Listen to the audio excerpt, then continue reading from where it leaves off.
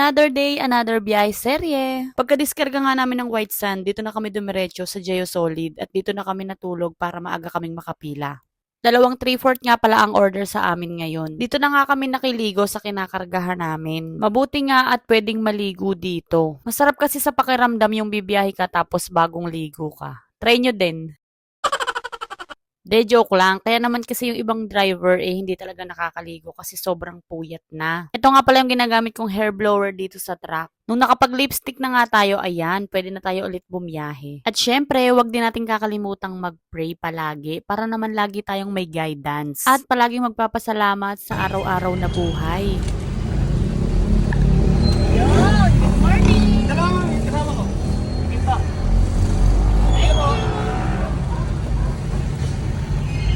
Kaliwa.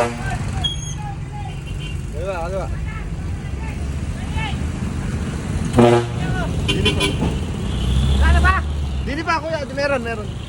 Dito nga pala kami ulit kumain sa may Angat. Dito talaga kumakain yung mga driver dahil nga nakakapag-park dito sa may gilid. Tapos kahit papano, pwede ka rin magpahinga dito. Dito talaga kami kumakain kapag kumakarga kami ng graba. Masasarap nga din pala yung ulam dito tapos bagong luto pa. At syempre, pasok na pasok sa budget ng mga driver. Kasabay na pala namin kumain sina Moja at Onyok. Nakakataba ng puso dahil napakasolid po ng suporta nyo sa akin. Nakakatuwa nga dahil nadadagdagan yung mga kakilala ko sa araw-araw. Nakikilala ko din po kayo isa-isa sa mga nagko-comment sa akin. Natatandaan ko po yung iba. Shoutout ko na po kayong lahat at sa Giga RSB at kay Boss Ranan Gravel and Sand. Napakasolid nga ng tricycle ni Kuya dahil naka-tune box pa.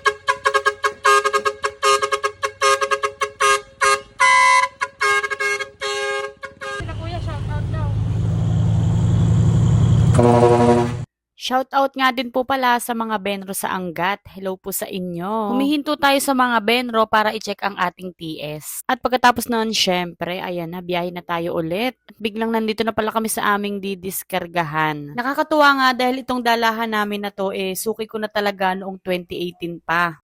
Thank you, madam, dahil lagi po kayong nag-order sa amin and napakatagal na din nating magka-transaksyon. Kaya naman nagpapasalamat din po ako sa mga hardware na mga dinadala namin na since nagsimula po akong mag-track, nandyan na po kayo sa akin at umo-order. Pagka-diskarga nga namin, bumiyahin na kami ulit. May nadaanan nga kami ditong bukuan kaya naman huminto muna kami para magmerienda. Shoutout nga po pala dito sa Hermosillia Tracking. At kay Boss J. Cristobal at sa kanyang napakagandang may bahay. Shoutout po kayo sa farm. Trading, sama po. Thank you.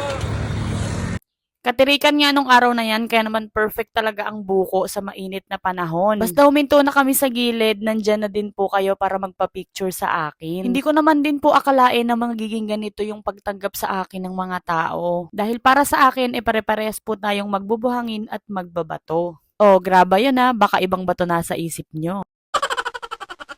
At eto na nga pala yung second trip namin at dito naman kami sa kabilang crushing plant nagkarga. Yung mga stock pala dito naka-PO na sa Kenchamp Tracking. Ibig sabihin hindi na kami pwedeng magkarga. Mabuti na nga lang at mabait yung may-ari ng Kenchamp. Thank you po pala sa iyo kuyang nakaping. Bali siya po yung anak ng may-ari ng tracking na yan. O diba napaka hands-on din ni kuya sa kanilang negosyo. Mabait na masipag pa. Ito nga palang pangarga namin idadalhin namin sa kumare namin na si Aileen. Shout out sa iyo kumare. Ang diskarga pala nito sa barangay namin sa Bohol na Mangga. Ako po ay taga San Ildefonso, Bulacan po lamang. Bali diretso uwi na nga po pala itong naging biyahe namin dahil nga po may live interview po ako sa studio sa Net25. Kaya naman po pagka-diskarga namin yan diretso uwi na din kami. At nandito na nga pala ako sa office niyan para magbayad. May incentive nga pala kapag nagkarga kayo dito kaya naman may pang merienda pa kami. Pagdating mo nga dito sa bayan namin, wini-welcome na kayo agad ng traffic. Matindi nga po ang traffic dito sa San Ildefonso dahil nga po sa ginagawang tulay. Kaya naman kailangan natin ng mahabang pasensya. Shoutout nga po pala kay kuya at nagkaabutan na kami ng sticker dito sa traffic. Bali, paubos na po yung sticker ko niyan at yung maliit na lang yung naibigay ko sa kanya. Kung gaano nga kahaba yung traffic na yan, nako, dapat ganyan din kahaba ang pasensya mo. Good luck na lang po talaga sa ating mga binti.